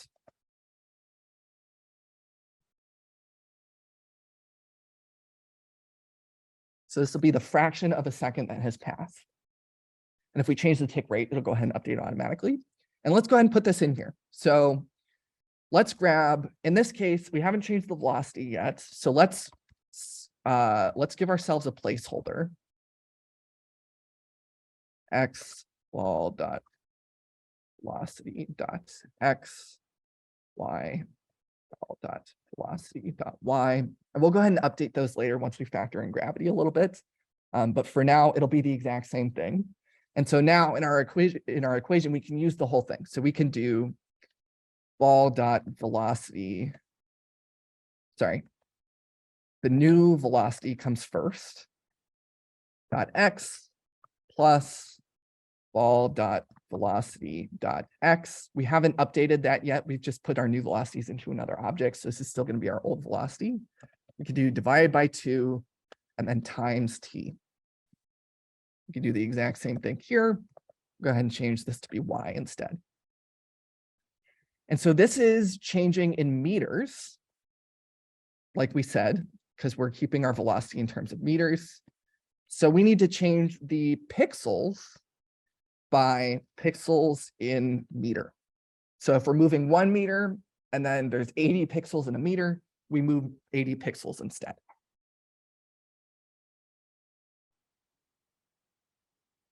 All right, and then let's go down here, ball dot position is equal to new position.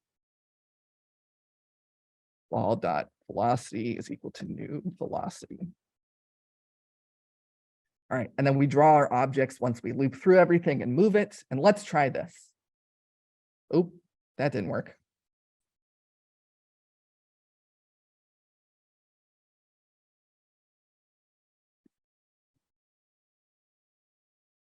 All right, this is causing us a lot of problems. Let's go ahead and open this again.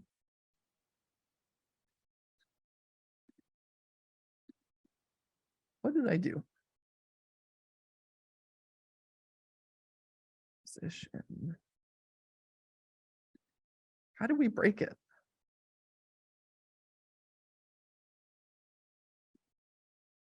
Hold on, I'm gonna go ahead and comment all of this out and figure out what we did wrong.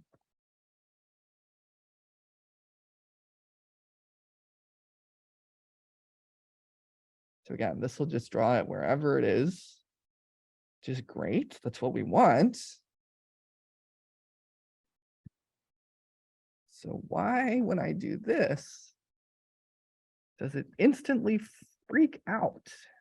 And it tries to put them all in the corner there.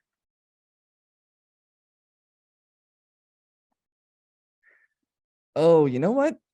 It's because we need to add it to the original position. So the thing that's left out here is this is delta x.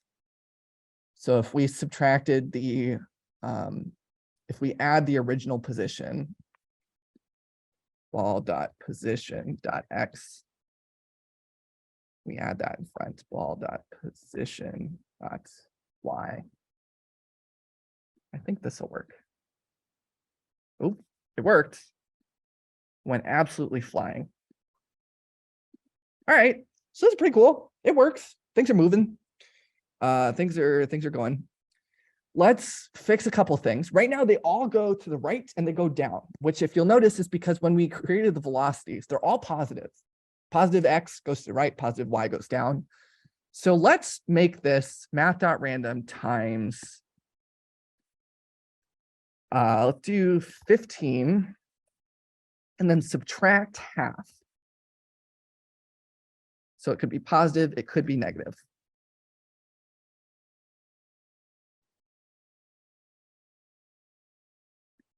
And these are going like really, really, really fast. So let's make this smaller. Let's do 10 and subtract 5 instead. Okay, that's a little better. I can live with that. One thing that we need to do that I forgot is in our reset canvas up here, we need to clear our interval. So game interval dot clear. Let's make a check here if game interval is not equal to undefined. So right now it's not defined. We didn't give it a value. Then we want to go ahead and clear it. What this is going to do is going to prevent us from having multiple instances of the interval every time we reset, which is just going to exponentially increase things. If one is moving them every 10 seconds and then one is moving them another every 10 milliseconds, that's going to be a huge pain in the ass. All right, so this looks good. Maybe not.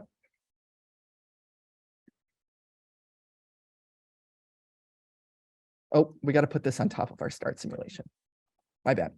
Start simulation creates the new interval, so we need to clear it first.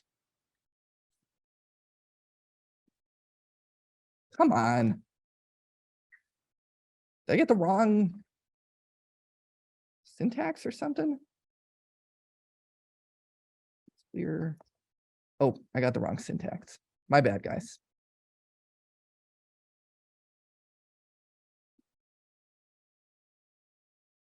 So game interval is not equal to undefined. Then we want to clear the interval, which is game interval. Called it something different.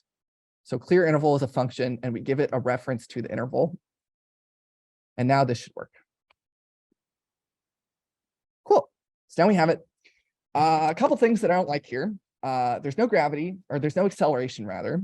And also it doesn't bounce off of things. So let's do the gravity first, which I think is the easier thing to do. and then we'll put in the math to make things bounce. So let us go down here to our game interval. So we need to update our velocity change. And the kinematic we're going to use for this is this one over here. So the original velocity, nope. Which one are we using? This one, the original velocity plus the acceleration times the amount of time that's changed. So plus a times t. A doesn't exist yet, so let's calculate that. And A is going to be our gravity strength field. We need to get the value of our gravity strength. So we stored that dot value. And we convert this to a number. And let's try this. We actually don't want to put it in the x direction since it goes down. See what this does. Okay, everything falls. Even if it starts going up, it'll eventually fall. So there we go. We have gravity now. Now we just need to bounce off some stuff. So let's do this a couple of interesting ways. Down here, underneath where we update our position, this is where we're going to check and see if it's going to run into a wall. And if it does, we're going to set the velocity in the opposite direction. And then we're going to do some fine grain tuning to make sure that it changes the position as well. So let's do this. So let's first check in the x direction. So we're going to need 4 different checks here. If new position dot x, and again, the position of the ball is in the center, is less than or equal to, so where is it moving to? If it's going to move to radius or smaller. So radius means if the left half is pressed up right against the left side, then in that case, we want to set new velocity dot y times equal -1. And let's set new position dot x to be the difference of how far it would go off screen. So new position dot x could be way off screen depending on how fast it's going, or it could be just barely off screen. In this case, we want to figure out 0 minus new position dot x. Let's think about what the math needs to be here. So new position dot x minus radius, which will get the left side of the ball, and then 0 minus that. So how far is the left side of the ball off screen? So this is the center of the ball. This gets the left side of the ball and figures out how far is it off screen. Well, in this case, we want to go ahead and set the new position to be the positive version of that. Does this make sense? This doesn't make sense. This would be a negative value.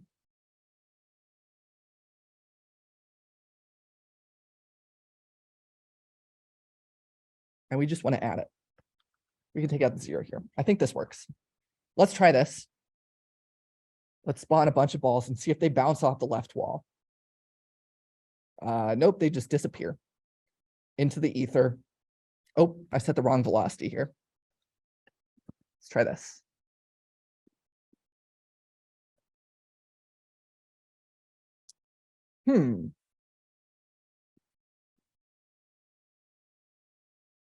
What did I do wrong?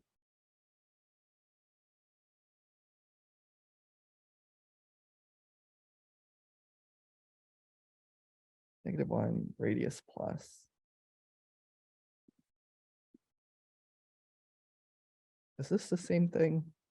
No, this is not the same thing. Okay, so what I did here.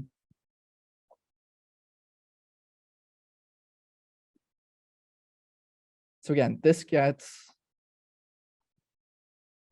All right, let's try and ration this out. This is the hardest part for me. I'm not very physics inclined. I did my time. So what this does, it'll grab our new position and it'll subtract it away from the radius. So the radius is half the ball.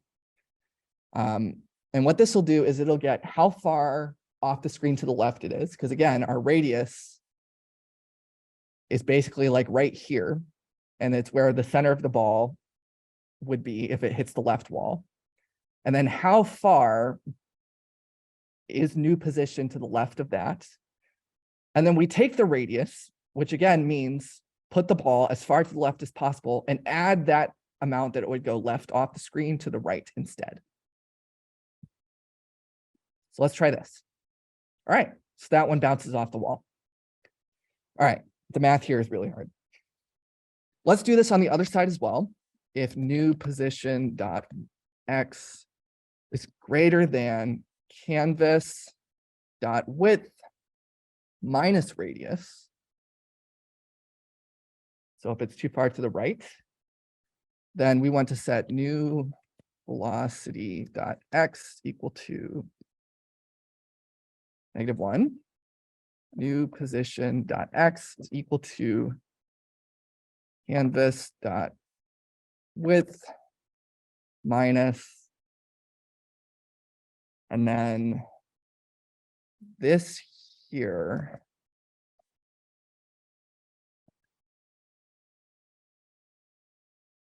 so this quantity grabs the center when the ball is all the way at the right.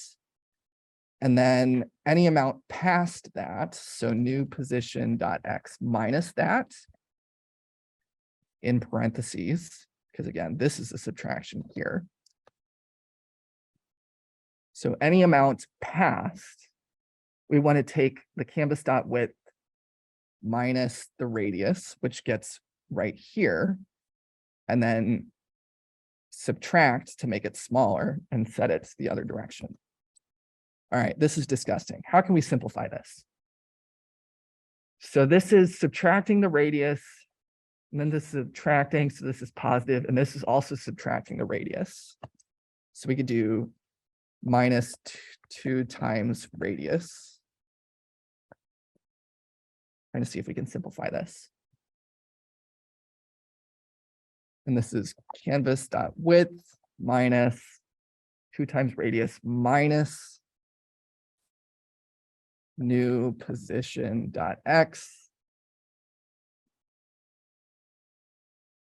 And this adds new position. This adds canvas dot width. So this is actually 2 times canvas dot width. All right, so whatever you're happy with, both of these theoretically should work. The bottom one makes more complicated sense in my head. Let's try this. Oops. Okay, so they bounce off the right as well. So we got all the physics there. Keep whichever one you want. I'm going to go ahead and keep the bottom. And let's do this with the ground as well. So this one we only care about if it goes past the bottom of the canvas, which coincidentally is not 0. The bottom of the canvas is actually canvas dot height. So if new position dot y is greater than or equal to canvas dot height minus radius, new velocity dot y times equal -1, new position dot y is equal to, and let's think about this one. So canvas dot height minus radius. So that gets the center of the ball when it's at the bottom. We figure out how far it goes past that. So this would be new position dot y minus, because y is going to be greater, so that gets the difference. And then canvas dot height minus radius. So again, that gets the center. And we subtract everything in quotations here.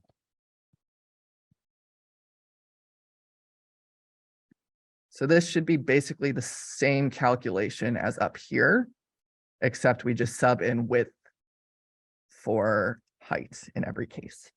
Literally the exact same thing. And let's try this. Very cool. We have a lot of bouncing balls. Other things we could do here. Right now, they're just going to bounce infinitely. So let's create like a drag force really quick so that we have wind resistance, and eventually they will get smaller and smaller. Or air resistance, rather. All right, this disgusting calculation here. So let's go up here. This was our acceleration. So F D is equal to 0.5 times, I think this is called rho, but I'm just going to say P times V squared times C times A. So A is our cross-sectional area. Let's go ahead and set this to be net A, our net acceleration. So let's start creating some constants here. So C of D is just a coefficient. We're going to set this to 1 and we can play with it. Our rho is another constant. And this was recommended for air to be 1.2 by Google. So we're going to stick with that. Our V is the current speed in a particular direction. So we'll go ahead and leave that for now. And then our A value is a cross-sectional area. So we need to figure out what is the area of the center of the circle.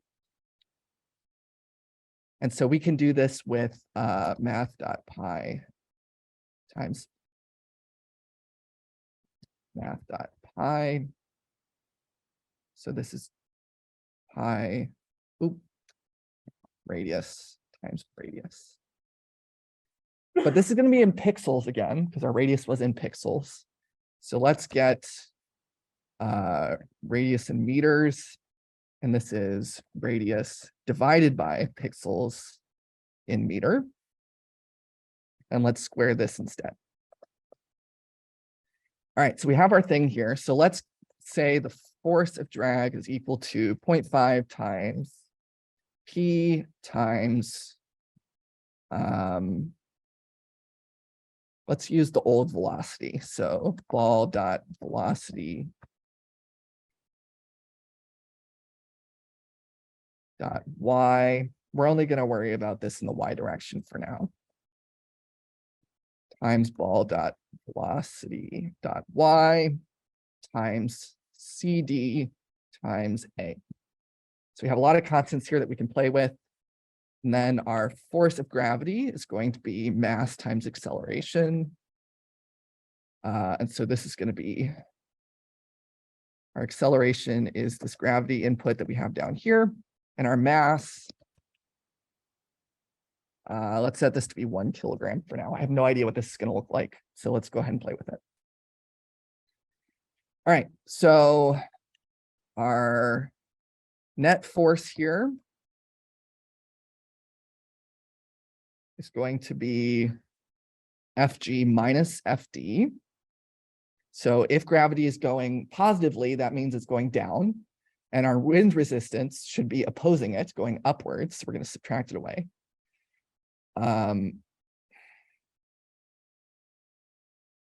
Actually, this is not going to work. Let's add these together and let's add a direction. So we're going to use a ternary here. So our air resistance should be whichever the direction the velocity is not going. So if ball dot velocity dot y is greater than 0, then we're going to do -1. Otherwise, we're going to do 1. And then we're going to multiply that. So this ternary says pick one of these two values based on the result of this condition and multiply the rest of it by that. We're going to add these forces together. Now we have F equals ma, so we can do net force divided by mass. Almost done, I swear. You're good. Go for it. All right, so we have our new velocities here. This is going to stay the same. We have our net acceleration.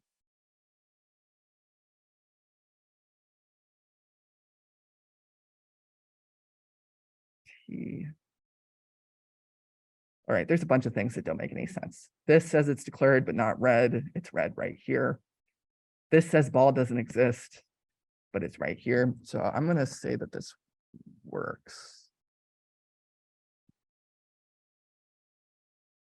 Oh, I think maybe I'm missing a parenthesis somewhere.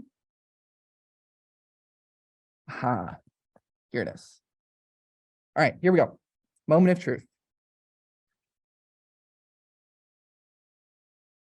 All right, and as we see over time, things get smaller and smaller, so they don't bounce up as high. We can set our gravity strength to be 100, so they bounce really fast. And now they sink really fast. So that's really cool. That's all I got for you guys. We have lots of cool things. You can make some really, really cool stuff. I wouldn't say that canvases are super common. The point of a canvas is just to let you guys play around with some JavaScript syntax. More often, JavaScript is going to be for messing around with elements or changing their position. For example, one thing we could do just for fun is we could set an interval here. And this function will run every 1000 milliseconds, so every second. And let's do document.query selector and get our H1 element, which is this up here. And let us set the style. So if we want to change some CSS property, we can get the style and then change whichever one we want. Let's change the text color. And let's do the exact same thing we did above. So res equal to math.floor, math.random times 256.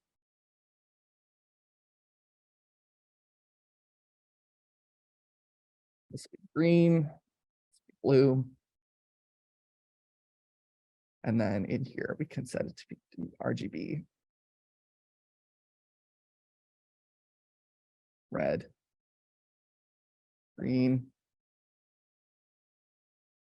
blue. All right, and so this will update our style every second, which you'll notice it does. So very commonly, you'll use JavaScript to move some stuff around, change some properties, or make some really cool animations.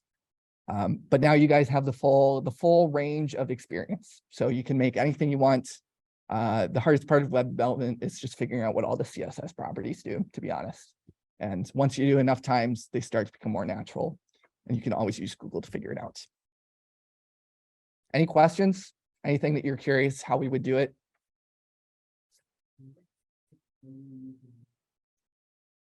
So this is all of our physics equations here. So we grab the drag force using that formula. And normally these formulas have, like in your physics class, like they have the directional vector at the very end that you multiply it by. That's what this is doing here. Since we're doing the drag force in the y direction, this just changes the direction for if it's going down, the force should be opposing it. And if it's going up, the force should be opposing it. So we get our drag force, we get our gravitational force, we add them together. Sometimes this will be negative. It just depends on which direction the ball is currently moving. And once we have our net force, we go back to F equals ma, and we divide by the mass to get our net acceleration. Lots of physics one here. I'm sorry. Anything else? Cool. All the code is on our link tree. If you go to nighthacks.org/linktree, you can go back, play around with some stuff. If you got lost halfway through and were too scared to say something, you can go back and figure it out. Thank you guys so much for coming. I'm glad to see a bunch of faces here. Thanks for taking your evening. We have another event tomorrow, just a reminder, in NSC 117 at 2 p.m. if you're interested. Otherwise, have a good weekend. Good luck with any midterms coming up. And thanks for coming.